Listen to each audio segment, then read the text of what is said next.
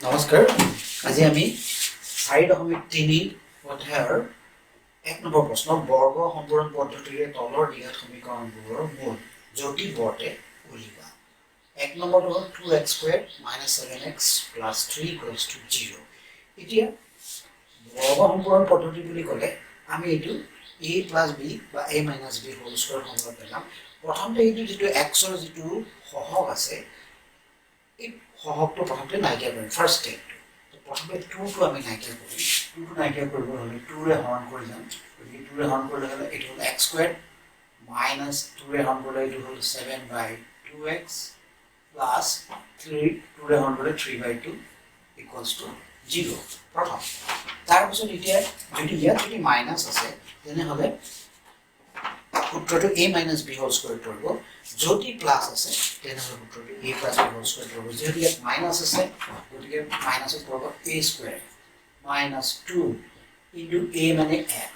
2x হলে 7/2 হ'ব লাগে 7 ওপৰ লিখিলে 2 হ'বলৈ হলে ইয়াত লিখিবলৈ 4 4 আৰু 2 কাটাকাটি কৰি 7/2 হ'ব a square - 2ab plus it b হলে b স্কয়াৰ যেহেতু এটো বেসিক্যালি লিখিলো গতিকে এটো আমি মাইনাস কৰি দিলো 7/4 b square plus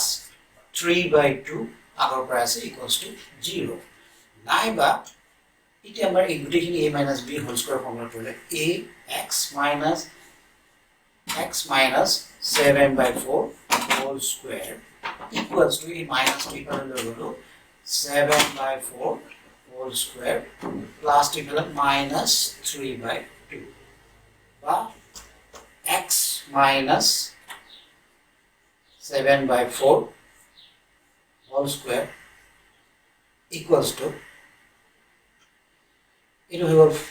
49/16 minus 3/2 naiba x minus 7/4 whole square equals to 16 and 2 লসাগু হৈ গল 16 16 ক 16 ৰ হৰণ কৰিলে 1 হ'ল 1 into 49 49 minus 16 ক 2 ৰে হৰণ কৰিলে 8 হ'ল 8 3 = 24 নাইবা x minus 7 whole square equals to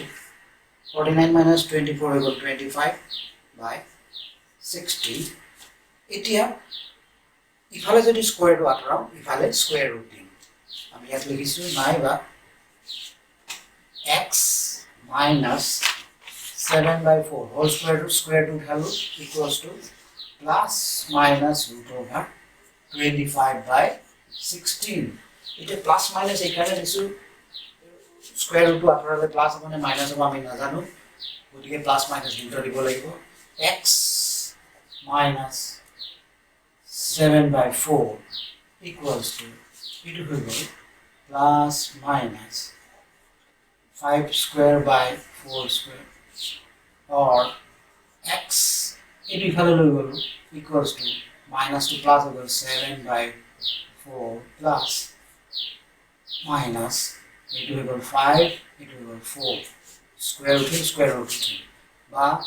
x equals to হয় to 7/4 plus 5/4 বা 7/4 minus 5/4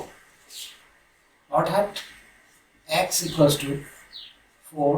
7 plus 5 বা তলত 4 হল 7 minus 5 অর্থাৎ x equals to 12/4 বা 2/4 অর্থাৎ x equals to এটো কাটাকাটি কৰিলে 3 হ'ব 3 4 12 বা এটো কাটাকাটি কৰিলে 1/2 অৰ্থাৎ বল দুটা 3 আৰু হাফ পৰৱৰ্তী ভিডিঅ' চাই থাকিব আৰু চেনেলটো সাবস্ক্ৰাইব কৰিব ধন্যবাদ